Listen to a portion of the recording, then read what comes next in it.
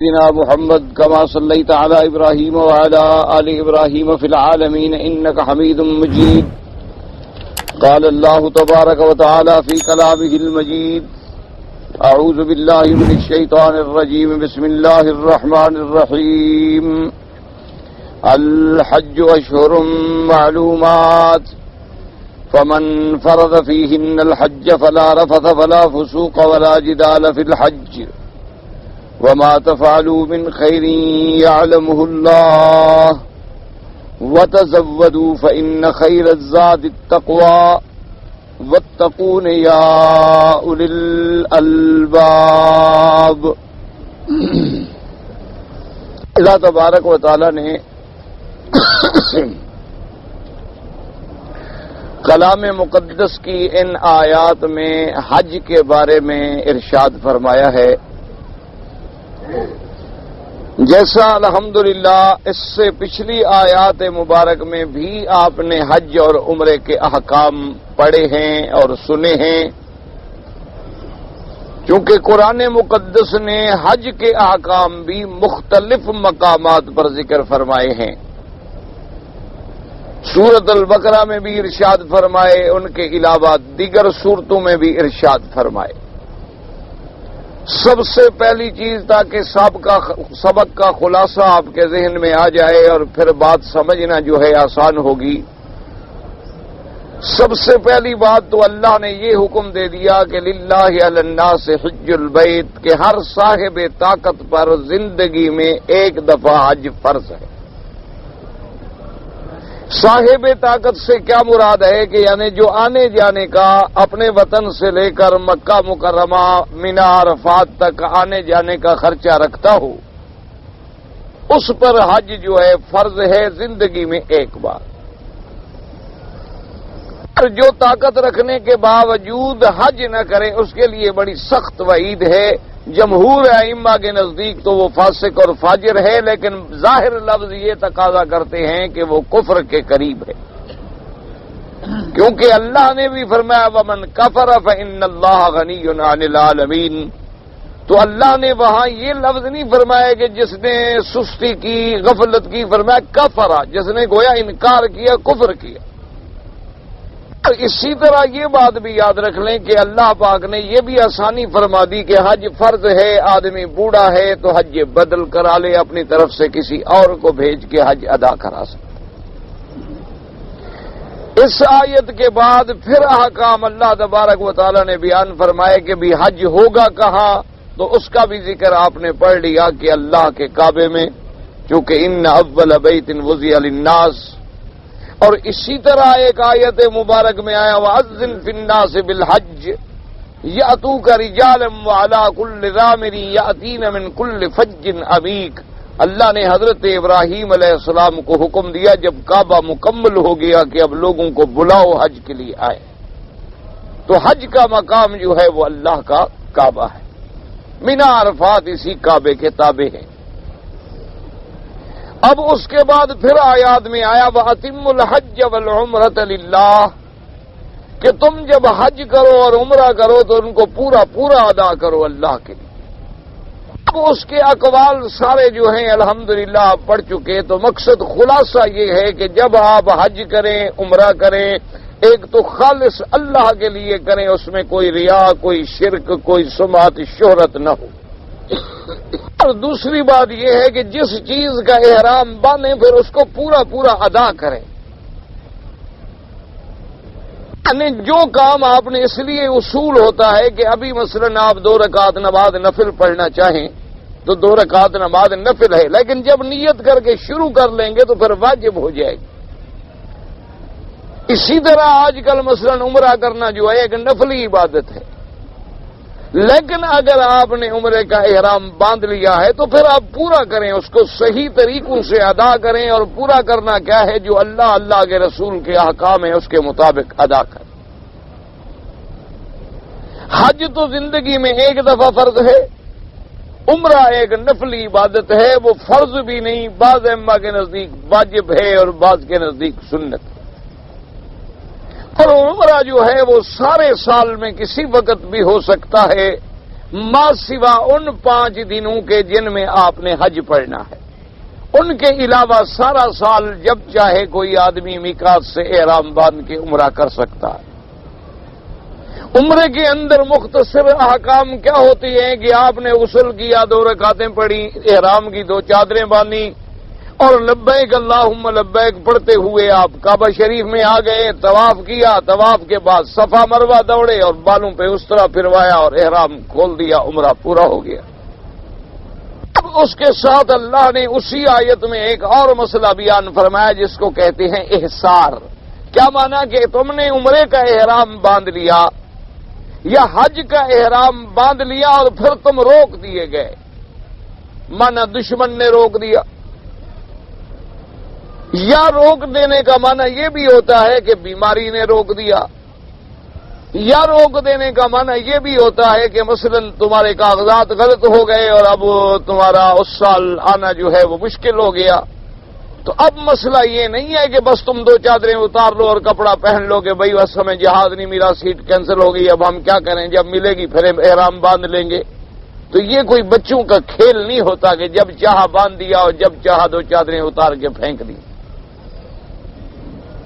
اگر تم نے نیت کر لی ہے اور احرام باندھ لیا ہے، 2 چادریں پہن لی ہیں اور لبیک اللہم لبیک پڑھ لیا، دل میں نیت کر لی، اب اگر تم روک دیے گئے ہو تو اب تم احرام نہیں کھول سکتے ہو جب تک کہ ایک بکری بطور دم احصار کے اللہ کے حرم میں ذبح ہو۔ یعنی آپ اپنے ایئرپورٹ پہ روک دیے گئے، اب آپ احرام میں رہیں، کسی بھی ذریعے سے ٹیلی فون کر کے کسی دوست کو پیسے دے کے مکے میں ایک بکری ذبح کرائیں، جب ذبح کی اطلاع مل جائے تو سر پہ اس طرح پھروائیں، پھر احرام کھولیں، اور اس کے بعد پھر جب موقع ملے تو اس عمرے کی قضا بھی کریں، چونکہ آپ نے احرام باندھ لیا تھا، اب اس کا پورا کرنا آپ کے ذمے تھا۔ یہ نہیں ہوتا کہ مثلا آپ نے جدے میں احرام باندھ لیا اور اپنا اڈے پہ آئے اور ٹیکسی نہ ملی اور چادریں کھول کے پھینک دی، اچھا جی پھر کل چلے جائیں گے، یہ کوئی مسئلہ، اس آپ کے ذمہ دم ہو گئی۔ اسی طرح سے اللہ نے ایک مسئلہ ہمیں یہ احصار کا بھی سمجھا دیا، اس کے بعد ایک اور مسئلہ بھی سمجھا دیا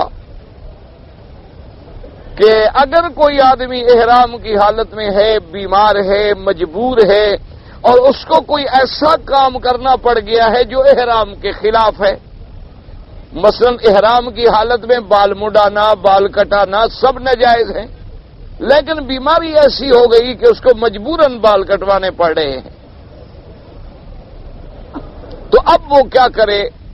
اس کے لیے اللہ تبارک و تعالی نے ہدایت دی کہ ومن کان منکم مریضا او بہ اذى من راسہ، اگر کوئی بیمار ہو گیا ہے، بیماری کی وجہ سے احرام کھولنا پڑ رہا ہے، یا اس کی کوئی تکلیف ہو گئی ہے، اس کا ازالہ کرنے کے لیے بال کٹوانے پڑ گئے ہیں، تو اب وہ کیا کرے؟ فرمایا فدیۃ من صیام او صدقۃ او نسک، اللہ نے فرمایا اس کے لیے 3 چیزیں ہم نے آسان کر دی ہیں، جو چاہے ان 3 میں سے کوئی ایک کر دے، یا تو 3 دن کے روزے رکھ لے، صیام و 3 ایام، یا 6 مسکینوں کو کھانا دے۔ کھانا دینے کا کیا معنی ہوتا ہے کہ صدقہ فطر کے مطابق 1 مسکین کو ادا کر دے، جیسے کہ احناف کے نزدیک 2.25 سیر اور بعض ائمہ کے نزدیک 3 کلو بنتی ہے ایک آدمی کے لیے، تو 6 مسکینوں کو دے دے، یا پھر 1 بکری جو ہے وہ اللہ کے راستے میں ذبح کرے۔ اسی میں اللہ تبارک و تعالی نے ہمیں یہ مسئلہ بھی سمجھا دیا کہ حج تمتع اور حج قران۔ حج تمتع کیا ہوتا ہے کہ آدمی حج کے دنوں میں آئے اور عمرہ کا احرام باندھ کے، عمرے کا احرام باندھنے کے بعد عمرہ مکمل کر لے، عمرہ مکمل کرنے کے بعد احرام کھول دے، اور جب 8 ذی الحجہ کا دن آئے تو پھر حج کا احرام باندھے اور پھر حج پورا کر کے احرام کھول دے، اس کو کہتے ہیں تمتع۔ تو اس کے لیے 1 بکری دینا ضروری ہے۔ اسی طرح جس آدمی نے قران کیا ہے، یعنی حج اور عمرے کا احرام دونوں اس نے ملا کے نیت کی کہ یا اللہ میں اس احرام میں حج عمرہ دونوں اکٹھے کروں گا، لیکن یہ بات بھی یاد رکھ لیں کہ یہ تمتع ہے یا قران ہے، یہ مکے والوں کے لیے نہیں ہے، یعنی جو لوگ مکے میں ہیں یا جدے میں ہیں یا میقات کے اندر ہیں، مثلا میقات ہے مدینہ منورہ، میقات ہے جوفہ، میقات ہے یلملم، میقات ہے طائف، اس کے اندر جو لوگ رہنے والے ہیں ان کے لیے تمتع اور قران نہیں ہوتا۔ ذالک لمن لم یکن اہلہ حاضر المسجد الحرام، اللہ نے فرما دیا کہ یہ ان لوگوں کے لیے ہے جو مسجد الحرام یا اس کے ارد گرد رہنے والے نہیں ہیں، جو آفاق سے میقات کے باہر سے آنے والے لوگ ہیں وہ تمتع اور قران کریں گے، اور جو مکے میں رہنے والے ہیں یا جدے میں یا میقات کے اندر ان کا حج جو ہے حج افراد ہوتا ہے، یعنی وہ صرف حج کا احرام باندھیں گے۔ اچھا، اس میں یہ سمجھ لیں اللہ کی عنایت ہے اور اللہ کے فیصلے ہیں، اس میں حکمتیں ہیں، کیونکہ جو لوگ یہ میقات کے اندر رہتے ہیں ان کو تو عمرے کرنے کے کئی موقع ملتے ہیں سال میں، اور باہر سے جو آتا ہے وہ تو زندگی میں خدا جانے ایک دفعہ آئے گا، 2 دفعہ آئے گا یا 3 دفعہ آئے گا، اس لیے ان کو تمتع کی بھی اجازت مل گئی۔ تو اس لیے اللہ تبارک و تعالی نے یہ بھی فرما دیا کہ جو تمتع کرے یا قران کرے تو اب کیا کرے، فَمَسْتَيْسَرَ مِنَ الْهَدْيِ، اس کو بھی قربانی دینی ہے، اور اس کو بھی افضل تو یہ ہے کہ اونٹ ذبح کرے، ورنہ گائے ذبح کرے، کم سے کم درجہ جو ہے وہ ایک بکری۔ لیکن اگر مثلا آپ نے تمتع کیا یا قران کیا اور پیسے خدا نہ کرے گر گئے یا کٹ گئے، اب آپ کے پاس پیسے نہیں ہیں بکری کے، ایسا ہو جاتا ہے، تو وہ کیا کرے؟ اس کے لیے بھی اللہ تبارک و تعالی نے قرآن میں ہمیں حل بتا دیا، فرمایا فَمَن لَّمْ يَجِدْ، اگر وہ نہیں پاتا فَصِيَامُ ثَلَاثَةَ أَيَّامٍ فِي الْحَجِّ، وہ حج کے دنوں میں 3 روزے رکھ لے، وَسَبْعَةٍ إِذَا رَجَعْتُمْ، اور 7 روزے جب اپنے ملک میں چلا جائے تو وہاں رکھ لے، بس 10 روزے پورے کر لے تو بکری اس کی ادا ہو گئی۔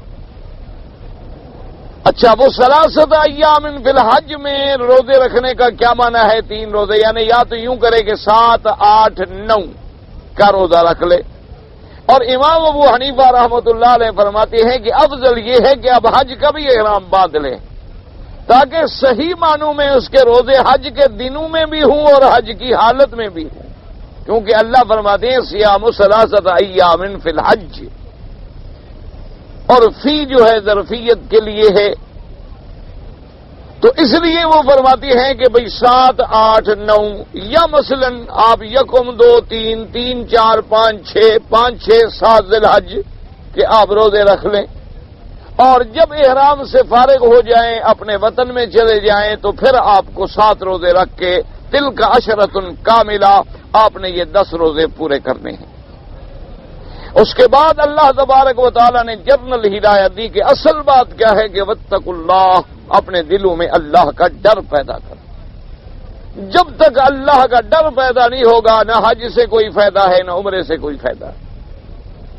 اب دیکھیں کتنے ہمارے بھائی آتے ہیں بڑے شوق سے ماشاءاللہ عمرے کرتے ہیں، لیکن جیسے نعوذ باللہ پہلے بے نماز تھے، عمرہ کرنے کے بعد اسی طرح بے نماز ہیں، یا عمرہ کرنے کے بعد جب واپس گئے جیسے پہلے منکرات اور فواحشات اور سینما اور فلمیں اور گانے اور اس قسم کے مغلظات میں الجھے ہوئے تھے، عمرہ کر کے بھی اسی طرح الجھے ہوئے۔ تو اس کا مطلب یہ ہے کہ پھر ایسے عمرہ کرنے کا کوئی خاص فائدہ نہیں ہوتا ہے۔ اصل بات تو یہ تھی کہ ہم جب عمرہ کرتے یا ہم جب حج کرتے، اللہ کے کعبے کا طواف کرتے، اللہ کے آگے گڑ گڑاتے، اللہ کے آگے روتے، تو ہماری دلوں کے اندر کوئی اللہ کا ڈر پیدا ہوتا۔ اگر وہ پیدا نہیں ہوا ہے تو پھر تو ایک رسم ہے، رہ گئی رسم اذان، روح بلالی نہ رہی، کہ اذان تو اب بھی ہوتی ہے، اللہ اکبر تو ہم اب بھی کہتے ہیں، اشہد ان لا الہ الا اللہ تو ہم اب بھی کہتے ہیں، لیکن وہ جو بلال کی طرف تھی، جو بلال کی اذان میں روح تھی کہ جسے سن کر پتھر بھی ہل جاتے تھے، وہ کہاں ہے؟ ایک ٹھیک ہے 5 وقت اذان بھی ہمارے ہاں ہوتی ہے، مسجدوں میں ماشاءاللہ حضرت بلال کی آواز تو شاید قریب قریب تک جاتی ہوگی، اب ہم نے تو 20 ہارن لگائے ہوئے ہوتے ہیں سپیکروں کے اور پورے میلوں تک آواز گونج رہی ہوتی ہے، لیکن نمازی کتنے ہیں؟ وہی وہ بوڑھے ریٹائر جن کو نوکری سے نکال دیا گیا ہو، بوڑھے ہو چکے ہوں، گھر والے جن سے تنگ آئے ہوئے ہوں، جن کا اور کوئی زندگی کا مشغلہ باقی نہ رہ گیا ہو، کوئی سوسائٹی کلب وغیرہ جانے کے مواقع ختم ہو گئے، ٹانگیں جواب دے گئیں، اب وہ رجوع فرماتی ہیں بیت پکڑ کے ہلتے ہلتے آ جائیں گے مسجد میں کبھی۔ آپ دیکھ لیں اپنے ملک میں جا کے صبح کی نماز میں اگر صف اول میں آپ کو ایک نوجوان بھی نظر آ جائے، وہ آپ کو ہاکی میں نظر آئے گا، کرکٹ میں نظر آئے گا، وہ آپ کو کسی کلب میں نظر آئے گا، سینما ہال کے باہر لائن میں نظر آئے گا، وہ آپ کو ہیروئن بیچتا ہوا نظر آئے گا، وہ آپ کو مسلمان بھائیوں پہ گولیاں چلاتا ہوا نظر آئے گا، وہ آپ کو قتل عام کرتا ہوا نظر آئے گا، وہ آپ کو ریلوے اسٹیشنوں پہ جیب کاٹتا ہوا ملے گا، وہ آپ کو جناب والا بلیک میلنگ کے چکروں میں ملے گا، آپ ایسے کاموں میں، ورنہ آپ دیکھیں کوئی الا ماشاء اللہ چند ایک لوگ ہوں گے جن کے بچوں کو بھی یہ سعادت نصیب ہے کہ وہ جماعت کے ساتھ اور خاص طور پہ صبح کی نماز میں مسجد میں حاضر ہوں۔ یعنی میں نے خود اندازہ لگایا ہے، کبھی کبھی سال میں مجھے جانے کا اتفاق ہوتا ہے تو بعض بڑے بڑے شہروں میں بڑی خوبصورت مسجدیں، ایسی ماشاءاللہ مسجدیں کہ دل دیکھ کے خوش ہو جاتا ہے اور دعائیں نکلتی ہیں کہ یا اللہ جن نے تیرے گھر بنائے ہیں ان کو تو ان کا بدلہ عطا فرما، کہ اتنا انہوں نے پیسہ لگایا ہے، خرچ کیا ہے تاکہ لوگ آ کے آرام محسوس کریں، ان کو کسی قسم کی تکلیف نہ ہو۔ گرمیاں ہیں تو باقاعدہ سینٹرل ایئر کنڈیشن ہے، اور اگر جناب پانی کے انتظامات، حمامات، غسل خانے سب اچھا، لیکن آپ جائیں اگر مغرب کی نماز میں یا ظہر کی نماز میں 200 نمازی ہے تو فجر کی نماز میں 20 ہوں گے، اور عصر کی نماز میں بھی اسی طرح 10-15 آدمی ہوں گے۔ ہاں یہ علیحدہ بات ہے کہ اب مولوی صاحبان نے کچھ عقل سے کام لیا ہے کہ مسجدوں کے ساتھ مدرسے بھی بنا دیے ہیں کہ چلو باہر کے لوگ نہ آئے تو طالب تو کھڑے ہو کے نماز پڑھتے رہے، تو اس وجہ سے کچھ مسجدوں میں ایک رونق سی بن جاتی ہے کہ بھی استاد بھی آ گئے، طلباء بھی آ گئے، ذرا مسجد آباد ہو گئی، ورنہ محلے کے آدمی آپ شمار کریں تو آپ کو 10-12 سے زیادہ نظر نہیں آئے۔ تو اس لیے اصل حج پڑھنے کا معنی یہ نہیں ہے کہ بھئی نام لکھوا لو کہ میں بھی حاجی ہو گیا۔ اصل بنیاد کیا ہے کہ واتقوا اللہ، اللہ کا ڈر پیدا کرو، اللہ سے ڈرو، اور واعلموا ان اللہ شدید العقاب، اور یہ یقین کر لو، سمجھ لو، جان لو کہ اللہ کا عذاب بڑا سخت ہے، اللہ کی پکڑ بڑی سخت ہے۔ اب ان کے بعد جناب اس آیت میں بھی حج کے مسئلے بیان ہوتے ہیں۔ فرمایا الحج اشہر معلومات فمن فرض فیہن الحج فلا رفث ولا فسوق ولا جدال فی الحج۔ اللہ نے فرمایا الحج اشہر معلومات، حج کے مہینے ہیں جانے ہوئے، جانے پہچانے۔ حج کے مہینے جو ہیں جانے پہچانے کا کیا ماننا؟ کیونکہ زمانہ جاہلیت میں بھی انہی مہینوں کو حج کہتے تھے، یعنی اسلام سے پہلے کے جو لوگ تھے وہ بھی حج انہی مہینوں میں کرتے تھے، یعنی وہ بھی جانتے تھے کہ حج کے مہینے کون سے ہیں۔ اسلام جب آیا تو اس میں بھی وہی مہینے رہے، تو لہذا ایک ایسی بات ہوئی کہ بھی جو جانتے ہو تم پہلے سے جانی پہچانی ہے، کوئی نئی بات نہیں، کوئی نیا حکم نازل نہیں ہوا۔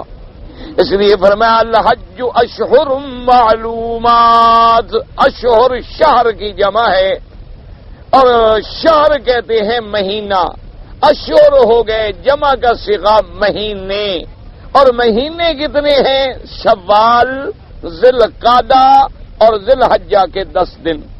لیکن یاد رکھیں کہ ذی الحجہ کے 10 دن جو ہیں بس وہ کافی ہے، پورا مہینہ ذی الحجہ کا حج کے اعمال میں نہیں آتا، لیکن اللہ نے جمع کا صیغہ استعمال فرما دیا، کیونکہ بہرحال 2 مہینے کامل ہیں اور تیسرا اس کے اندر حصہ ہے، تو اس لیے لفظ آیا کہ اشہر معلومات۔ یہ 3 مہینے جو ہیں حج کے مہینے ہیں۔ پہلا مہینہ حج کا کب شروع ہوگا؟ یاد کر لو، شوال۔ اور دوسرا مہینہ کون سا ہوگا؟ ذی القعدہ۔ اور تیسرا کون سا ہوگا؟ ذی الحجہ۔ یاد نہ رہے تو رمضان کے بعد والا مہینہ جو ہے اشہر حج شروع ہو گئے۔ یوں سمجھ لو کہ جب رمضان ختم ہو گیا اس کے بعد جو مہینہ آئے، چونکہ آج کل مسلمانوں کو یہ شوال ذی القعدہ بھی مشکل ہے نا، ان کو وہ مارچ اپریل مئی جون جولائی یاد رہتا ہے۔ یہ جو اسلام کے مہینے ہیں یہ انہوں نے بھلا دیے ہیں، کوئی ضرورت ہی نہیں، کیونکہ ان کو یاد کریں تو لوگ سمجھیں گے کہ بنیاد پرست ہیں، لوگ سمجھیں گے کہ یہ پرانے جو ہیں۔ دیکھو جی ابھی تک وہی مہینے، یہ لفظ بڑا ڈرتے ہیں نا مسلمان۔ اصل اس وقت مسلمان خوش ہوتا ہے جب بے بنیاد ہو، جس کی بنیاد نہ ہو۔ جس بیٹے کی بنیاد نہ ہو وہ حلالی ہوتا ہے۔ آپ کہیں کہ جی یہ لڑکا جو ہے بے بنیاد ہے، اس کے ماں باپ کا کوئی پتہ، تو وہ حرامی ہوگا یا حلالی ہوگا؟ اچھا، جس مکان کی بنیاد نہ ہو وہ مکان کبھی قائم رہتا ہے؟ جس محل کی بنیاد نہ ہو وہ بھی کبھی قائم رہتا ہے؟ جس آپ چھوٹا سا ایک انجن رکھیں تو اس کے لیے بھی پہلے فاؤنڈیشن بناتے ہیں کہ بنیاد ہوگی تو انجن اس کے اوپر حرکت کرے گا۔ آپ گاڑی بناتے ہیں اس کے لیے پہلے انجن رکھنے کے لیے فاؤنڈیشن بنائیں گے، کیونکہ بنیاد ہوگی تو چیز رکھیں گے۔ تو اس لیے لیکن ایک مذہب ایسی چیز ہے کہ اس سے چونکہ کافروں نے کہہ دیا ہے بنیاد پرست، یہ بیچارے بہت ڈرتے ہیں جی نہیں ہم بنیاد پرست نہیں ہیں۔ خدا کے بندے ہمیشہ یاد رکھو، اصل میں یاد رکھنا ہماری تو بنیاد ہی اسی پہ ہے کہ میرے مدنی نے لفظ بھی یہی استعمال فرمایا، بنی الاسلام علی 5، فرمایا اسلام کی بنیاد جو ہے 5 چیزیں ہیں۔ شہادت اللہ الہ الا اللہ وان محمد الرسول اللہ، سب سے پہلے توحید، اس کے بعد نماز، روزہ، اور اس کے بعد حج کا ادا کرنا جس پہ طاقت ہو۔ یہ ہمارے بنیادی رکن ہیں، بنیادی ارکان ہیں جن پہ اسلام کی عمارت کھڑی ہے۔ اس لیے ایسے اصطلاحات سے ڈرا شرا نہ کریں اپنے۔ اور ایک بات یاد رکھ لو، جتنی تم اسلام سے اور مذہب سے دور ہوتے جاؤ گے اور کفر کے قریب ہوتے جاؤ گے اتنی ذلت و نکبت و ادبار میں گرتے چلے جاؤ گے، پھر تمہیں کوئی اٹھانے اور سنبھالنے والا بھی نہیں ہوگا، کیونکہ دشمن تو تمہارا دشمن ہے۔ اور جب تم نے اپنوں سے بھی بیگانگی اختیار کر لی تو پھر تمہاری ہمدردی کون کرے گا؟ ایک اصولی سی بات ہے نا کہ بھی دشمن تو دشمن ہوتا ہے، لیکن ہم نے اپنوں سے بھی بگاڑ لیا۔ کفر تو ہمارا دشمن ہے لیکن ہم نے خدا کو بھی ناراض کر لیا، اللہ کے رسول کو بھی ناراض کر لیا، تو پھر ہمیں عزت ملے تو کہاں سے ملے؟ تو اس لیے اب یاد رکھ لیں کہ حج کے مہینے رمضان کے بعد شروع ہو گئے، اور اللہ کا نظام دیکھو کہ پہلے رمضان میں ہمیں صبر کی تعلیم دے دی، ہمیں دن میں روزے رکھوا دیے، رات کو قرآن میں کھڑا کر کے تراویح پڑھوا دی، اور پھر جب مہینہ ختم ہو گیا تو فرمایا میرے بندے اب تو اس قابل ہو گیا ہے کہ اب میرے گھر کی طرف آ، تمہیں حج نصیب کروں۔ اب تو نے روزے رکھ لیے ہیں، گناہوں سے بچ گیا ہے، اب تو نے صبر کرنا سیکھ لیا ہے، اب تمہارا تزکیہ باطن ہو گیا ہے، اب ہم نے تمہیں لیلۃ القدر کی برکتیں، قرآن شریف کی رحمتیں، اللہ کے قرآن کا ذکر، تہجد میں جاگنا، سحری کے وقت جاگنا، نمازیں پابندی کے ساتھ پڑھنا، یہ ساری تمہاری ذہنیت جو تھی تبدیل ہو رہی۔ اب تم آؤ، اب میرے گھر کے قریب آؤ، میرے گھر کے آنے کے قابل ہو گئے ہو۔ تو اب جناب اشہر حج شروع ہو گئے۔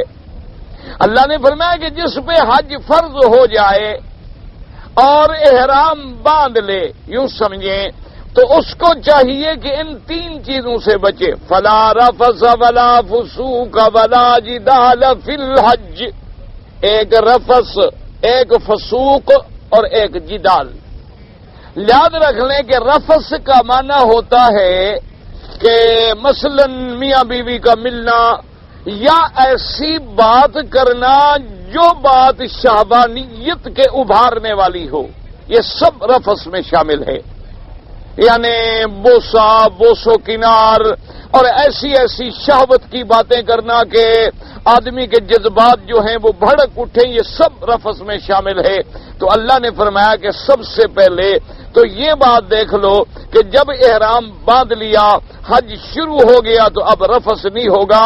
اب تمہاری بیوی ہے، حلال ہے، اس کے ساتھ تمہارا بولنا، ملنا، ملاعبت، مداعبت سب چیزیں جو ہیں حلال ہیں، لیکن اب احرام میں پابندی ہو گئی۔ اب تم اپنی بیوی سے بھی کوئی ایسی بات نہیں کر سکتے ہو جو آدمی کو شہوت کی طرف مائل کرنے والی ہو۔ اور اس کے بعد فرمایا ولا فسوق، فسوق کا معنی ہوتا ہے نافرمانی۔ نافرمانی یعنی علماء نے فرمایا اس میں سارے کام آ گئے جو اللہ کے نافرمانی والے کام ہیں، سب کے سب منع ہو گئے، یعنی اللہ کی نافرمانی نہ کرو۔ اور بعض علماء نے فرمایا کہ یوں سمجھو کہ بھی نافرمانی اللہ کی تو پہلے ہی حرام ہے۔ منع ولا فسوقہ کا یہ ہے کہ جو اللہ نے تمہیں حج میں حکم دیے ہیں کہ احرام باندھنا ہے اور احرام کی حالت میں بال نہیں کاٹنے، خوشبو نہیں لگانی، بیوی سے مباشرت نہیں کرنی، ناخن نہیں کاٹنے، سلے ہوئے کپڑے نہیں پہننے، تو یہ ساری باتیں اگر کرو گے تو نافرمانی ہے، لہذا اللہ کی نافرمانی نہ کرو۔ ان احکام میں جو حج سے تعلق رکھتے ہیں مطلق نافرمانی تو ویسے حرام ہے، اللہ کی نافرمانی کرنا تو کبھی بھی جائز نہیں، چاہے حج ہو یا حج نہ ہو۔ دو چیزیں، اور تیسری چیز فرمایا ولا جدال فی الحج، اور حج میں جدال اور جھگڑا نہ کرو۔ کیا مانا؟ جیسے مکے والوں نے، انہوں نے پہلے حج کرتے تھے، وہ عرفات جاتے تھے، لیکن بعد میں کہنے لگے کہ بھی چھوڑو، یہ سارے لوگ جو ہیں عرفات میں حج کرنے جاتے ہیں اور ہم بھی عرفات میں جائیں، ہم مزدلفہ جائیں گے بس۔ وہ مزدلفہ میں جا کے ٹھہر جاتے ہیں، لوگ عرفات سے واپس آ جاتے، مزدلفہ ان کے ساتھ وہ بھی واپس آ جاتے۔ وہ کہتے بھی ہم مکے والے لوگ ہیں، ہم مجاور ہیں کعبۃ اللہ کے، اور ہم اللہ کے گھر کے رکھوالے ہیں، تو لوگوں سے ہمارا کوئی علیحدہ اعزاز تو ہونا چاہیے کہ لوگ بھی عرفات میں حج کریں، ہم بھی عرفات میں حج کریں، پھر تو ہم سب لوگ برابر ہو گئے، تو ہم تو خاص خدا کے دروازے کے مجاور ہیں، لہذا ہم جو ہے مزدلفہ میں رہیں گے، عرفات نہیں جائیں گے۔ پھر اس پہ جھگڑے ہوتے تھے، اختلافات ہوتے تھے، تو اللہ نے فرمایا کہ حج میں جھگڑے نہ کرو، جیسے جاہلیت کی عادت تھی، جو اللہ کے احکام ہیں ان کو پورا پورا کرو۔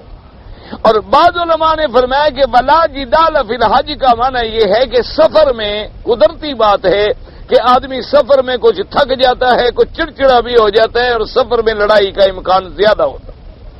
اسی لیے یاد رکھو سفر کو سفر کیوں کہتے ہیں؟ سفر کا معنی ہوتا ہے کسی چیز کا کھلنا۔ سفر کا عربی کا لفظ ہے سفر، تو اس کا معنی کیا ہوتا ہے؟ کسی چیز جو بند چیز ہو نا اس کو کھول دو، تو آدمی کی اصلیت جو ہے وہ سفر میں کھل جاتی ہے۔ اسی لیے حضرت عمر رضی اللہ تعالیٰ عنہ نے ایک آدمی سے پوچھا کہ فلاں بندے کو جانتے ہو؟ اس نے کہا جی میں جانتا ہوں۔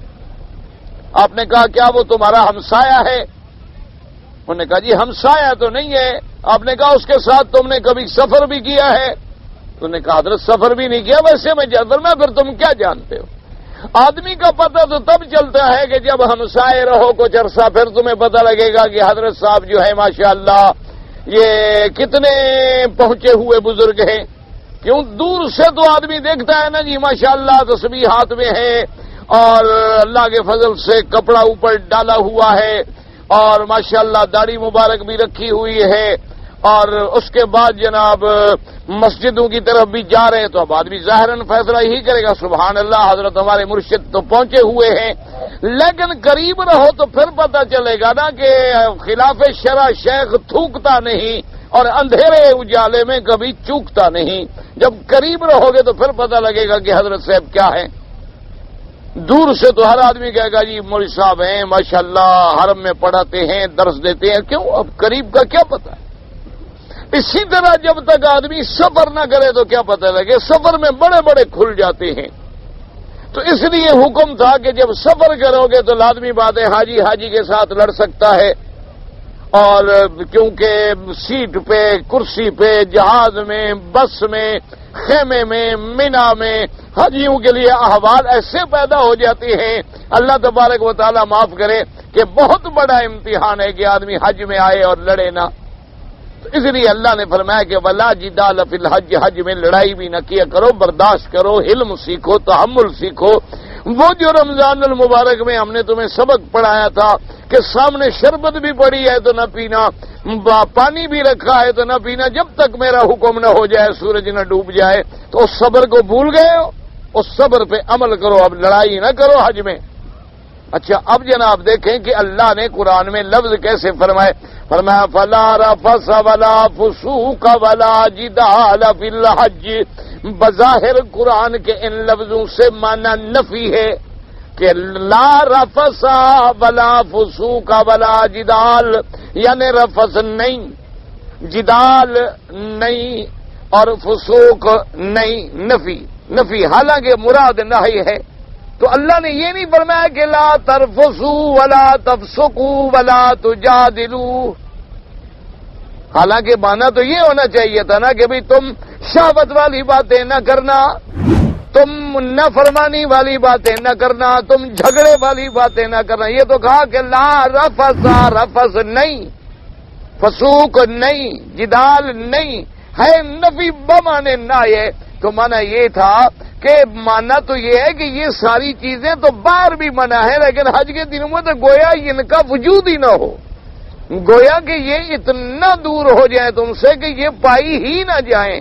اس لیے قرآن نے اصطلاح میں یہ نہیں فرمایا کہ جھگڑا مت کرو، ایک ہوتا ہے جائے، ایسے حالات ہی پیدا نہ کرو کہ جھگڑا ہو جائے، ایسے حالات ہی پیدا نہ کرو کہ بیوی کے ساتھ آدمی باتیں کرتے کرتے بلا وجہ شہوت میں ہو، جیسے حالات ہی پیدا نہ کرو، ایسی بات کرو ہی نہیں، ایسا موقع ہی نہ آنے دو کہ پھر خام خواہ پریشان ہوتے پھرو۔ اس لیے اللہ نے ان تین چیزوں سے منع فرما دیا۔ اور اسی طرح ایک بات یاد رکھ لیں کہ جب آپ احرام باندھتے ہیں تو اس میں 6 چیزیں جو ہیں وہ منع ہو جاتی ہیں۔ 2 چیزیں جو ہیں وہ تو اب یعنی یوں یاد کر لیں کہ جب آپ نے احرام باندھا تو ایک چیز تو یہ ہے کہ اب خوشبو لگانا منع ہے، ناخن کٹوانا منع ہے، بال کٹوانا منع ہے، شکار کھیلنا، شکار جو ہے نا یہ بڑی شکار کھیلنا یا کسی کو اشارہ کرنا یہ بھی منع ہے۔ میاں بیوی کی مباشرت یا ایسی باتیں جو مباشرت کے قریب لے جانے والی ہوں وہ بھی منع ہے۔ اچھا اب مردوں کے لیے سلا ہوا کپڑا پہننا بھی منع ہے اور سر کو ڈھانکنا بھی منع ہے۔ البتہ عورت کے لیے سلا ہوا کپڑا پہننا بھی جائز ہے، سر کو ڈھانکنا بھی جائز ہے، صرف عورت چہرہ کھلا رکھ سکتی ہے حالت احرام میں، اور وہ بھی تب جب فتنہ نہ ہو اور آگے آدمی نہ ہوں۔ اگر فتنہ ہے، آدمی ہیں، تو وہ عورت پردے میں رہے گی، جیسے کہ سیدہ عائشہ صدیقہ رضی اللہ تعالی عنہا نے فرمایا کہ جب ہم نے احرام باندھا حضور کے ساتھ تو اذا حاذین الرجال صدلنا علی وجوہنا، جب لوگ ہمارے سامنے آ جاتے تو ہم پردہ ڈال لیتی، اور جب لوگ دور چلے جاتے تو پھر ہم چہرے سے اپنا پردہ جو تھا ہٹا لیتی۔ تو عورت یعنی خیمے میں بیٹھی ہے، علیحدہ بیٹھی ہے تو چہرے پہ کپڑا نہ لگے، لیکن اگر کوئی مرد اجنبی سامنے آ جائے تو پھر اس کو کپڑا ڈالنا ہوگا، کیونکہ پردے کے حکم جو ہیں وہ منسوخ نہیں ہو جاتے احرام باندھنے سے۔ اور یہ گنجائش بھی دراصل کیوں ملی ہے کہ جیسے عورت نماز کی حالت میں چہرہ ننگا رکھ سکتی ہے، ہاتھ ننگے رکھ سکتی ہے، وجہ کیا ہے کہ جب ہر بندہ اللہ کی نماز میں ہے تو کون عورت کو دیکھے گا؟ اسی طرح یہاں بھی اللہ نے ایک رعایت دے دی کہ بھئی آخر سفر ہے، مشقت ہے، نیا ملک ہے، کبھی مینا ہے، کبھی عرفات ہے، کبھی مزدلفہ ہے، کبھی دن ہے، کبھی رات ہے۔ اب عورت کو پردے کے ساتھ چلنے میں مشکلات کا سامنا نہ کرنا پڑے، اور ہر بندہ تو احرام میں ہے، ایسا کون سا نعوذ باللہ غلط آدمی ہوگا جو احرام باندھ کے بھی لوگوں کی عورتوں کو دیکھتا پھرے؟ ایسے ہوں گے بد نصیب، اللہ معاف کرے، شقی، لیکن بہت تھوڑے، 1 2 4 10 15، ورنہ ہر آدمی گناہگار سے گناہگار بھی جب احرام باندھ لیتا ہے تو اس کی نظروں میں بھی حیا آ جاتی ہے کہ بھائی لبیک اللہم لبیک لبیک لا شریک لک لبیک. اگر وہ خدا نہ کرے کسی عورت کو دیکھنے بھی چاہ دوسرا کرے یار حاجی ہو عقل کرو شرم کرو کیا کر رہے ہو لبیک پڑھو لبیک اللہم لبیک. تو اس وجہ سے ایسے احکامات میں رعایت دی گئی اور ہر حکم میں اللہ تبارک و تعالیٰ کی حکمتیں ہوتی ہیں. لیکن اسی طرح ایک بات یاد رکھ لیں کہ مثلا انسان جا رہا تھا کسی دوسرے نے بھول کے خوشبو لگا دی تو اب آپ فوراً دھو ڈالیں بس فوراً دھو ڈالیں تو الحمدللہ کوئی جرمانہ نہیں ہوگا. یا آپ نے خود بھول کے خوشبو لگائی اور یاد آ گیا کہ مجھے تو احرام ہے تو فوراً آپ اس کو دھو ڈالیں تاکہ اس کی خوشبو کا اثر جو ہے فوری طور پہ زائل ہو جائے. اچھا اسی طرح یہ بات بھی سمجھ لیں کہ اگر آپ نے احرام میں وضو کیا مثلا اور داڑھی کے بال گر گئے آپ نے مسح کیا سر کے بال گر گئے آپ نے یوں سینے کو کھجلی کی اور بال کوئی ٹوٹ گیا تو اس میں کچھ نہیں ہوتا نہ کوئی جرمانہ ہے اور نہ ہی کسی قسم کے ڈرنے کی بات ہے کیونکہ ایسے وضو کرنے میں یا ہاتھ لگانے میں جو بال گرتے ہیں وہ دراصل مردہ بال ہوتے ہیں یعنی وہ مر چکے ہوتے ہیں. اب وہ صرف بہانہ ڈھونڈ رہے ہوتے ہیں گرنے کا. اصل گناہ اس وقت ہے جب زندہ بال تم خود اکھاڑو یا خود کاٹو پھر جا کے جرمانہ لگتا ہے. ایسے اگر کوئی بال گر گیا تو اس میں کوئی حرج نہیں ہوتا. اور اسی طرح احرام میں یہ بات بھی یاد رکھیں ہمارے بھائی 99% یہ غلطی کرتے ہیں کہ احرام جب شروع کریں گے تو بس کندھا نکال لیں گے اور سارا رستہ کندھا نکالے ہوئے ہے یہ منع ہے. آپ اپنے کپڑا ڈالیں کپڑا ڈال کے نماز پڑھیں. کندھا نکالنا جو ہے صرف طواف کے پہلے 3 چکروں میں سنت ہے اس کے علاوہ کندھے نکالنے کی ضرورت نہیں ہوتی. صرف جب آپ طواف کریں تو پہلے 3 چکروں میں کندھے کو نکال لیں اور رمل بھی کریں طواف ختم ہو گیا بس اب کپڑا اپنا پورا ڈال لیا کندھے پہ کپڑا ڈال کے نمازیں پڑھیں اور باقی سب اب دیکھا نا آپ دیکھیں گے ماشاءاللہ حج میں مینا میں عرفات میں دھوپ میں چاہے جل بھی رہا ہو کندھا جل بھی رہا ہو نماز ہو فرض ہو کھڑا ہے کندھا نکالا ہوا اور اگر وہ کپڑا ڈال لیں تو دوسرا کہتے یار کیا کر رہے ہو تم احرام میں ہو کندھے پہ کپڑا مت ڈالو. یعنی اب مسئلے بھی خود بتا دیتے ہیں ماشاءاللہ مفتی بھی ساتھ خود بن جاتا ہے ہمارا ہر آدمی. انا للہ و انا الیہ راجعون. اللہ تبارک و تعالی رحمت کرے. اور یہ سب سے بڑی بربادی ہوتی ہے کہ آدمی مسئلہ نہ جانے اور دوسرے کو بھی غلط بات بتلا دے. سب سے بڑے اللہ کے عذاب کا آدمی مستحق ہو جاتا ہے کہ علم کے بغیر فتویٰ دے. یہ بالکل اسی طرح ہے کہ جس طرح بغیر علم کے دوا دینا حرام ہے اسی طرح بغیر علم کے کسی کو مسئلہ بتلانا جو ہے وہ حرام ہے. اسی لیے ہمارے ہاں مسئلہ مشہور ہے نا جی کہ نیم ملا خطرہ ایمان اور نیم حکیم خطرہ جان. کوئی آدھا بادہ پڑا ہوا مولوی ہو وہ بھی سمجھو بس اللہ کی رحمت سے ایسا مسئلہ بتائے گا انشاءاللہ کہ ایمان گیا. اور حکیم نے بھی اللہ معاف فرمائے آدھا وعدہ سمجھا ہوتے کو تو اس کی دواؤں سے بھی اللہ کی رحمت سے جلدی چھٹکارا ہو جائے گا تکلیف کے بجائے بندہ خود چلا جائے گا. تو اس لیے ایسے مسائل میں خود مہربانی کر کے اپنے فتوے نہ جاری کیا کریں. ہر آدمی ہمارا ماشاءاللہ ہمارے ملک کی مٹی اتنی سرسبز ہے کہ ہمارا ہر آدمی خود سیاستدان ہے خود لیڈر ہے خود مفتی ہے خود قاضی ہے خود حاکم ہے خود مولوی ہے خود عالم ہے. اور خلاصہ کیا نکلتا ہے 400 ریال پہ نوکری کر رہا ہوں. یعنی ان تمام قابلیتوں کے باوجود اپنے ملک میں روٹی نہیں ملی اور 450 ریال کے لیے باہر نکلا ہوا ہے. اور اس کے باوجود اس سے پوچھو تو یہ ساری خسر اور کوئی سمجھائے گا کہ چھوڑو جی کوئی آپ دین کے ٹھیکیدار ہیں ہم بھی جانتے ہیں 10 سال سے مکے میں رہتا ہوں مجھے مسئلے کا پتہ نہیں ہے. 10 سال سے مکے میں رہنے والے اگر مسئلہ جانتے تو پھر جو 100 سال سے یہاں رہتے تھے اللہ کو قرآن اتارنے کی کیا ضرورت تھی اور انبیاء بھیجنے کی کیا ضرورت تھی. مکے میں رہنے سے تو مسئلے نہیں آ جاتے. کتنے عرب لوگ ہیں بیچارے جن کو مسئلہ نہیں آتا. کتنی عربی ہیں جو دعائیں پڑھ رہے ہوتے ہیں اور الف سے لے کر یہ تک غلط پڑھ رہے ہوتے. عربی بولنا علیحدہ بات ہے عربی کا پڑھنا علیحدہ بات ہے عربی کا سمجھنا علیحدہ بات ہے. عربی کتب جو ہیں احکام جو ہیں احادیث مبارکہ جو ہیں ان کے الفاظ کے مستشریحات جو ہیں وہ علیحدہ بات ہے. وہ صرف زبان جاننے سے تو نہیں آ جاتی. جیسے آپ کو اردو زبان آتی ہے تو اس کا مطلب یہ تو نہیں کہ آپ اردو کے سارے معانی مشکلہ بھی سمجھ لیں گے.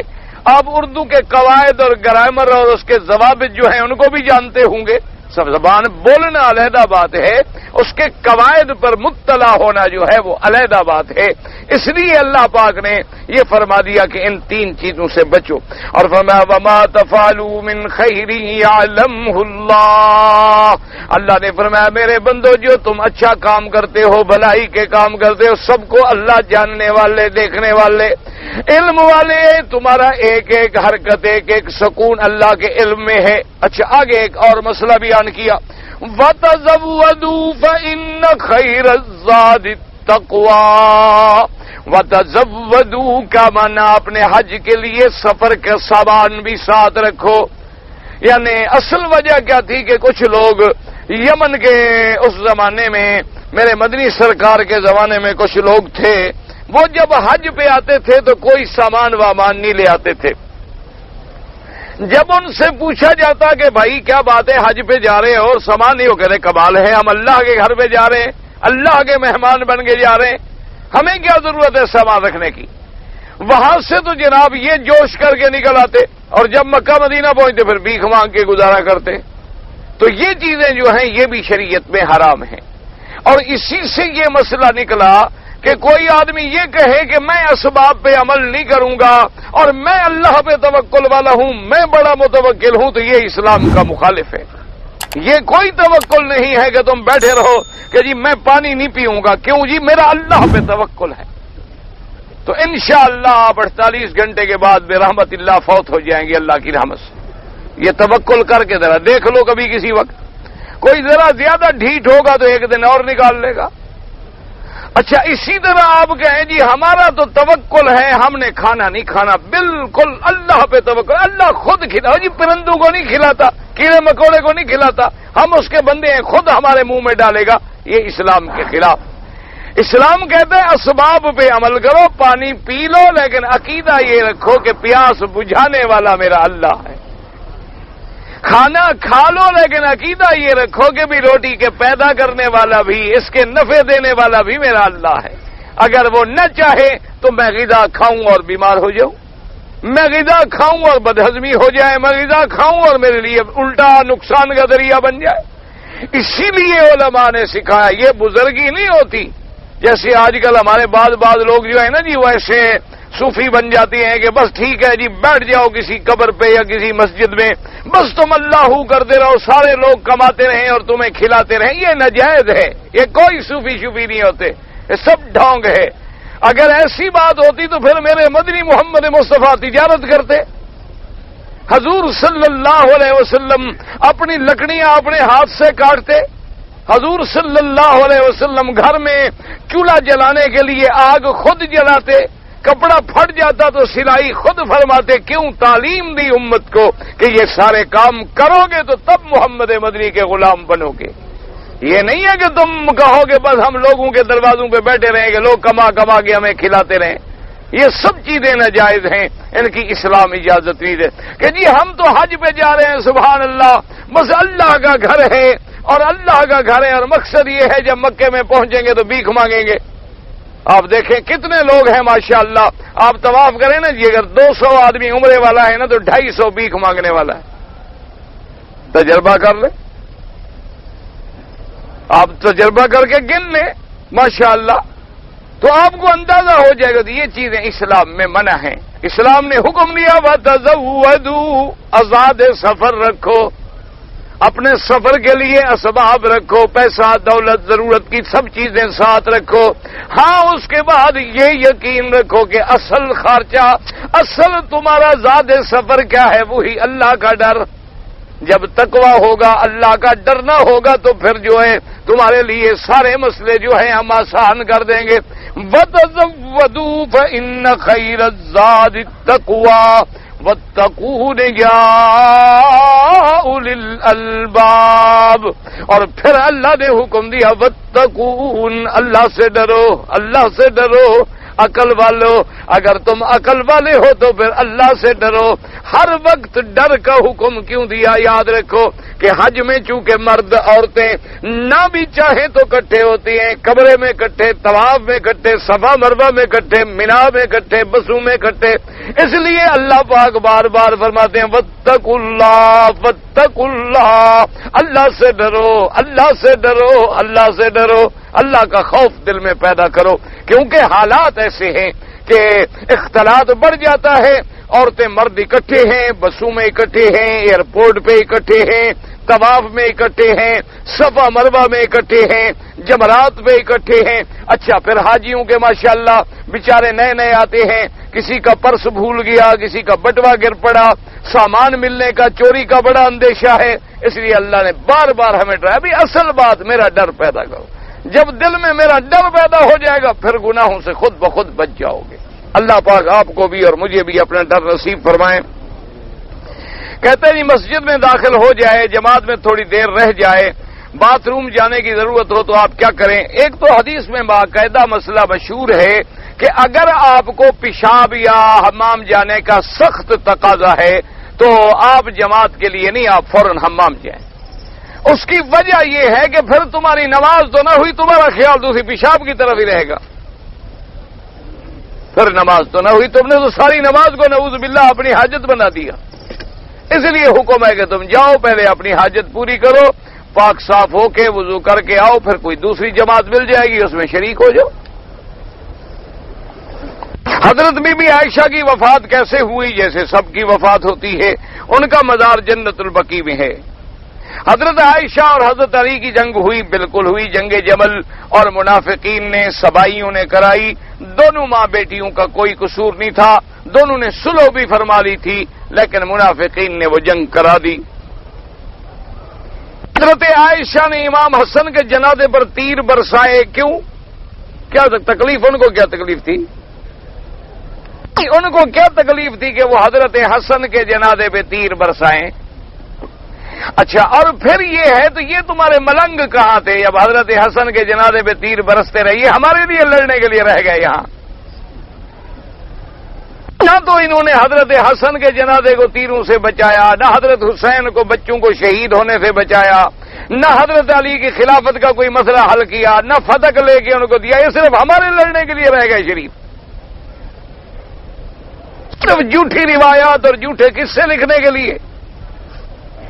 یہ تمام باتیں جو ہیں جھوٹ ہیں، کذب ہیں، دروغ ہیں، بہتان ہیں، جو ان نشائیوں کی نشے میں گھڑی ہوئی باتیں ہیں۔ کوئی عقل والا بھی یہ بات نہیں سوچ سکتا۔ پہلے یہ تو دیکھیں کہ حضرت حسن کب فوت ہوئے، بی بی عائشہ کب فوت ہوئی، پھر اس وقت کون سا جھگڑا تھا کہ جنازے پر تیر چلانے کی ضرورت پیش آ گئی، اور پھر کسی کے جنازے پر، یعنی آج آپ دشمن کے جنازے پر بھی تیر برساؤ تو لوگ کہیں گے بڑا پاگل ہے۔ تو بی بی عائشہ نے اگر ایسا کام کیا تو کسی صحابی، کسی اہل بیت نے ان کو روکا بھی نہیں۔ کوئی عقل کی بات کرو، یہ سب جھوٹ ہے، کذب ہے، بہتان ہے، کیونکہ ان کے مذہب کی بنیاد ہی جھوٹ ہے۔ اسی لیے ان کی الف سے لے کر یہ تک ہر بات جو ہے نا، یعنی جب کوئی ان کی روایت پڑھو تو سمجھ لیا کرو کہ 99% تو 100% جھوٹ ہے، 1% جو ہے اس میں بھی خطرہ کرنا، اس میں بھی ضرور کوئی نہ کوئی جھوٹ ملا ہوگا۔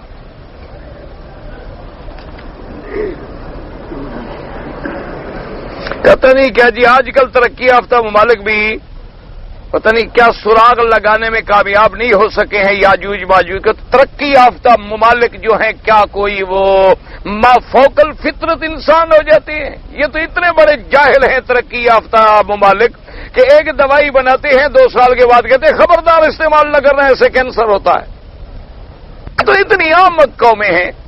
یہ تو کبھی کہتے رہے زمین گھومتی ہے، اب کہتے ہیں نہیں سورج گھومتا ہے، پھر کہتے ہیں نہیں دونوں گھومتے ہیں، پھر کہتے ہیں ایک یوں گھومتا ہے کہ یوں گھومتا ہے۔ یہ کوئی عقل والے لوگ ہیں؟ کس نے کہا ہے آپ کو عقل والے؟ عقل والے وہ ہوتے ہیں جو اللہ اور محمد مدنی کے ماننے والے ہوں، جنہوں نے خدا کو نہیں پہچانا، افضل انبیاء کو نہیں پہچانا، ان سے بڑا جاہل تو ہے کوئی نہیں۔ ان کو تو اللہ نے ان کاموں میں ڈال دیا ہے کہ اسی میں الٹے رہو مرتے رہو، اسی میں تمہاری ترقی ہے۔ کوئی ترقی نہیں ہے، یہ تو تنزلی ہے۔ انہوں نے جتنی ترقی کی ہے، ایمان سے کہو امن میں اضافہ ہو گیا، پوری دنیا میں امن قائم ہو گیا، لوگوں کو بھوک ختم ہو گئی، افلاس فاقہ ختم ہو گیا ان کے ترقی یافتہ ممالک کی ترقیوں سے۔ یہ تو لٹیرے ہیں، یہ تو کبھی غصب کرتے ہیں، کبھی قرضہ دے کے تمہیں باندھ دیتے ہیں کہ ساری زندگی قرضے کے نیچے رہو، تم کماتے رہو، سود دیتے رہو، جب تک تمہاری زندگی ہے نکل نہیں سکتے ہو۔ یہ تو بالکل لٹیرے ہیں، ڈاکو ہیں۔ ان کا کیا ہے کہ یاجوج ماجوج کو یہ نہیں ڈھونڈ سکے، تو لہذا جو چیز یہ نہ ڈھونڈ سکے، ان کو کہو روح کہاں ہے تمہاری، اپنی روح ڈھونڈ کے دے دیں تو یاجوج ماجوج بھی مل جائیں گے۔ اور پھر یاجوج ماجوج کو ڈھونڈنے کا تمہیں شوق کیا ہے؟ وہ تو عذاب ہے اللہ کا، دعا کرو کہ بند رہیں، جب کھلیں گے پھر تو قیامت آ گئی۔ پتہ نہیں آپ کو کوئی برادری ہے، ان سے کوئی شوق ہے ملنے کا؟ رکن یمانی کے قریب انبیاء علیہ السلام کی قبریں ہیں، بالکل جھوٹی روایت ہے۔ اگر نبیوں کی قبریں ہوتی تو میرے مدنی مصطفیٰ جوتے مبارک کے ساتھ اوپر طواف کرتے، آپ اونٹنی مبارک کے ساتھ طواف کرتے نبیوں کی قبروں پر؟ کیا لوگوں نے پتہ نہیں ایسے ایسے مسئلے گھڑ رکھے ہیں، اللہ ان کو ہدایت دے۔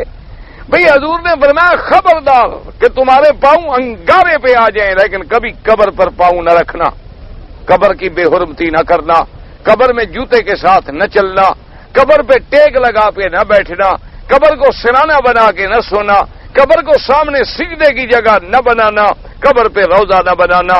اللہ کے نبی نے ہی ہمیں تعلیمات دی ہیں اور خود اسی پہ طواف کرتے رہے۔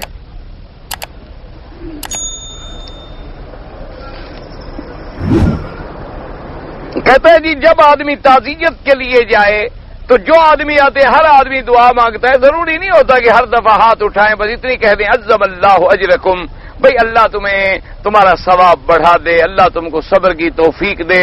یہ ضروری نہیں ہوتا کہ جتنے دفعہ آدمی آئے ہاتھ اٹھاؤ، جتنے دفعہ آدمی آئے ہاتھ اٹھاؤ، جتنے دفعہ آدمی آئے ہاتھ، یہ ضروری نہیں ہوتا، بس دعا کر دی۔ اصل تو ہے دعا ہے مغفرت۔ ویسے بھی میرے بڑے قریبی دوست ہیں ڈاکٹر شیر علی صاحب، ان کی والدہ فوت ہوگی، اس کے لیے بھی دعا کر دیں، اللہ مغفرت فرمائے اور اللہ درجات بلند فرمائے، اور جتنے فوت ہو گئے اللہ سب کی قبروں کو باغ جنت بنائے، اور جتنے زندہ ہیں اللہ ہم سب کو ہدایت میں رکھے اور خاتمہ ایمان پہ فرمائے۔ کہتے ہیں جی جب آدمی مر جاتا ہے تو اس کے نہلانے کے بعد لوگ اس کی میت پہ کپڑے ڈالتے ہیں۔ ایک تو ہے کفن، کفن کے علاوہ جو ہمارے ملک میں رواج ہے کہ بھی ہر آدمی کوئی چادر ڈالے اور وہ اور چادر ڈالے اور وہ اور چادر، یہ بدعتیں ہیں، یہ رسم و رواج ہیں، ان کا اسلام سے کوئی تعلق نہیں۔ اگر ایک آدمی مکے میں ہے اور عمرہ کرے تو اس کو بھی حد حرم سے باہر جانا ہوگا، اپنے گھر سے نہیں۔ بنگلہ دیش کے حالات بہت خراب ہیں، اللہ پاک مسلمانوں پہ رحم کرے۔ بنگلہ دیش میں ہوں، پاکستان میں ہوں، ہندوستان میں ہوں، مسلمان جس ملک میں بھی ہے دعا کرو اللہ اس کی جان مال آبرو عزت کی حفاظت فرمائے۔ یہ دشمنوں کی سازشیں ہیں، دعا کرو اللہ دشمنوں کو اور فتنوں کو ختم کرے اور اللہ پاک مسلمانوں کے گناہ معاف فرما دے۔ دشمنوں نے ایسا جال بن دیا ہے کہ مسلمانوں کو لڑا لڑا کے اتنی کمزور کر دو کہ پھر کہیں کہ یار دشمن اچھا تھا، اس وقت ہم لڑتے تو نہیں تھے نا، لہذا دشمن کو قبول فرما لیں۔ اس لیے وہ ہمیں لڑا رہے ہیں کہ لڑتے جب دونوں بحال ہو جاؤ گے نا تو پھر کہیں یار وہ کافر جو تھے نا، چلو یار کافر صحیح لیکن امن تو تھا نا، آرام سے تو ہم رہتے تھے۔ اصل تو دشمن نے تمہیں ہڑپ کرنا ہے، تم ہو لڑ رہے ہو، نہ سمجھو گے تو مٹ جاؤ گے اے ہندوستان والو، تمہاری داستان تک بھی نہ ہوگی داستانوں میں۔ اسی لیے اقبال نے لکھا تھا، اور تم اللہ کی نافرمانی پہ اڑے رہے نا تو اللہ کا بھی فیصلہ ہے کہ یستبدل قوما غیرکم ثم لا یکونوا امثالکم۔ اللہ نے فرمایا پھر ہم بھی تمہاری نسلیں بدل ڈالیں گے، تمہارا کوئی ذکر تک بھی باقی نہیں چھوڑیں گے، ہم قادر ہیں ہم اور قوم پیدا کر دیں۔ اگر تم اللہ کے قرآن سے ہمیشہ کھیلتے رہے، اسلام سے کھیلتے رہے اور نام اسلام کا لے کے دھوکہ دیتے رہے تو پھر اللہ کے غضب نے تو آنا ہے۔ اللہ سے معافی مانگو، دعائیں کرو اللہ اسلام کے ملکوں کی حفاظت کرے۔ میرے والد والدہ صاحبہ باقی بھائی ماموں جان پتہ نہیں کیا روکتے ہیں والدہ کے ماموں کے گھر جانے سے۔ بہرحال تم والدہ کو بھی راضی رکھو اور رشتہ داری کو بھی قائم رکھو۔ کیا نکاح با نیت طلاق جائز ہے؟ یہ اچھا نکاح ہے کہ نکاح کرتے ہوئے طلاق کی نیت شروع ہو گئی، ماشاءاللہ ماشاءاللہ۔ تمہیں اس نیت کی ضرورت کیا ہے شریف آدمی؟ جب نکاح کرو گے تو 3 طلاقوں کا تمہیں ویسے حق ہو گیا، بس تو نیت کرنے کی ضرورت کیا ہے کہ پہلے دن سے اچھی نیت کر رہے ہو ماشاءاللہ، بڑے شریف آدمی۔ اگر جائز ہے تو اس نکاح میں اور متے میں کیا فرق ہوگی؟ متے میں اور اس نکاح میں تو آسمان و زمین کا فرق ہے۔ متے میں تو گواہ ہی نہیں ہوتے، متے میں تو وراثت ہی نہیں ہوتی، متے میں تو کوئی حقوق ہی نہیں ہوتے عورت کے، متے کے بعد تو نسب ثابت ہی نہیں ہوتا۔ وہاں تو صرف ایجاب قبول والی بات ہے کہ کتنے پیسے لوگی رات گزارنے کے، جیسے طوائف ہے۔ اسی لیے آپ نے دیکھا ہوگا ہر کنجری جو ہے وہ ان کے مذہب کو قبول کر لیتی ہے، وہ سمجھتی ہے کہ متا جائز ہے، میں گناہ نہیں کر رہی۔ اسی لیے آپ نے دیکھا ہوگا نا ملک جس ملک میں چلے جاؤ، جو طوائف ہوگی وہ تعزیہ نکالے گی، طوائف ہوگی کالے کپڑے پہنے گی، کالا جھنڈا لگائے گی، مومن بن جائے گی کہ میں تو جناب بالکل خالص پکی شیعہ حضرت حسین 5 تن کے ماننے والی ہوں۔ اس لیے کہ دماغ میں یہ آ جاتا ہے کہ متا جائز ہے، میں گناہ نہیں کر رہی، تو گناہ سے تو ہر کوئی بچنا چاہتا ہے۔ تو اللہ معاف فرمائے، حضرت متا خالص زنا ہے، اور یہ نکاح نیت طلاق جو ہے اس کی کوئی ضرورت نہیں، آپ صرف نیت نکاح کریں کہ بھئی اللہ ہمارے اس نکاح کو قائم دائم رکھے، کبھی طلاق نہ ہو۔ اگر کوئی شخص شکاری کتا بسم اللہ پڑھ کر شکار پکڑنے پر چھوڑ دے یا بندوق سے تو خیر نہیں، شیر اگر تیر مارے یا شکاری کتا چھوڑ دے، لیکن شرط یہ ہے کہ وہ شکاری کتا معلم ہو، سدھایا ہوا ہو۔ کیا مانا؟ شکار کو پکڑ کے خود نہ کھائے، مالک کے لیے بیٹھا رہے۔ اگر خود کھانا شروع کر دے تو اس کا مطلب ہے یہ شکاری نہیں ہے، پھر یہ عام ہے، اس کا پکڑنا شکار ناجائز ہے۔ اگر معلم ہے تو جائز ہے۔ سنارے کا کام کرتے ہیں، ہمارے یہاں سونا کم ہو گیا تو قرآن شریف اٹھایا گیا، سونا مل گیا، پتہ نہیں کیا ہے۔ بہرحال اگر تم نے قسم قرآن پہ اٹھائی اور تم سچے ہو، کوئی ڈرنے کی بات نہیں۔ جھوٹی اٹھائی ہے تو پھر اللہ سے پناہ مانگو۔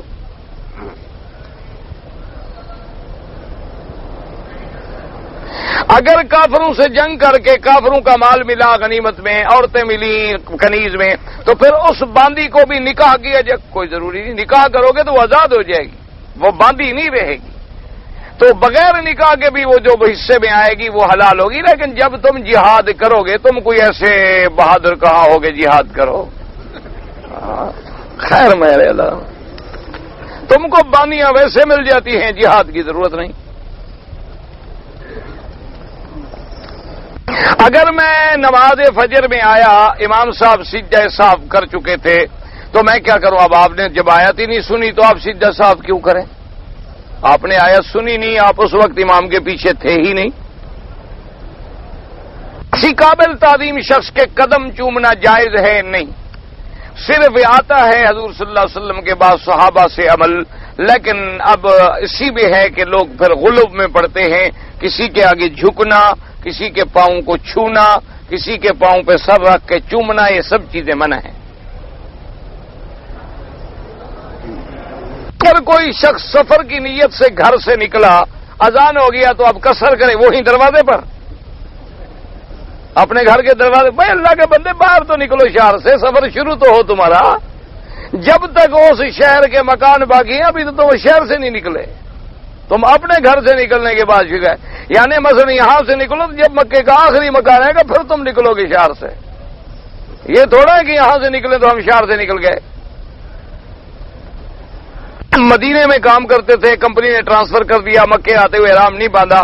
بہرحال جو ملازم لوگ ہیں ان کے لیے کچھ گنجائش ہے، حنفی حضرات کے نزدیک تو نہیں ہے، وہ تو فرماتے ہیں ملازم ہے کوئی احرام نہیں باندھا عمرہ بھی قضا کرے دم دے، لیکن باقی ائمہ فرماتے ہیں کہ نوکری تھی، ڈیوٹی تھی، اس لیے آنے جانے میں کوئی فرق نہیں پڑتا۔ اگر 2 طواف اکٹھے کر کے بعد میں نفل پڑھ لیں ٹھیک ہے، افضل یہ ہے کہ ہر طواف کے بعد پڑھ لو۔ اگر کوئی مجبوری ہے 2، 3، 4 طواف کر کے اکٹھے بھی پڑھ سکتے ہو۔ مسلمان ہندوستان میں سود لے سکتے ہیں، یہ وہاں کے علماء سے پوچھو، اگر امن نہیں ہے، دارالحرب ہے تو پھر جائز ہے۔ کسی رشتہ دار کے لیے ہم کتنے دن جنازہ روکیں؟ 1 دن بھی منع ہے؟ کتنے دن کیا مانا؟ جنازہ روکنا گھنٹوں میں بھی منع ہے تو دن رہے۔ شریعت کا حکم ہے آدمی فوت ہو گیا بس تجہیز تکفین کرو۔ ایک آدمی نے صفا مروہ میں 15 چکر لگائے، بالکل غلط ہے۔ اگر اس نے ختم مروہ پہ کیا تو ٹھیک ہے، ورنہ پھر صفا پوری کرے۔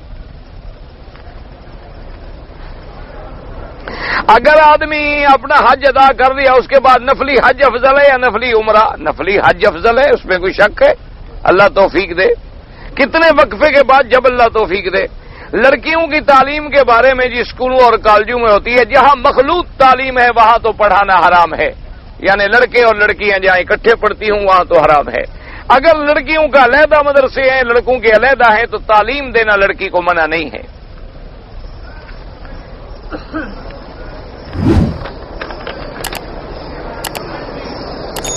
کہتا ہے جو کہتا ہے کہ اپنے والدین یا باپ دادے کے دین پہ قائم ہوں وہ کافر ہے. ٹھیک ہے نا، باپ دادے کا دین اگر اسلام نہ ہو، اگر باپ دادا بھی مسلمان تھے تو پھر ٹھیک ہے.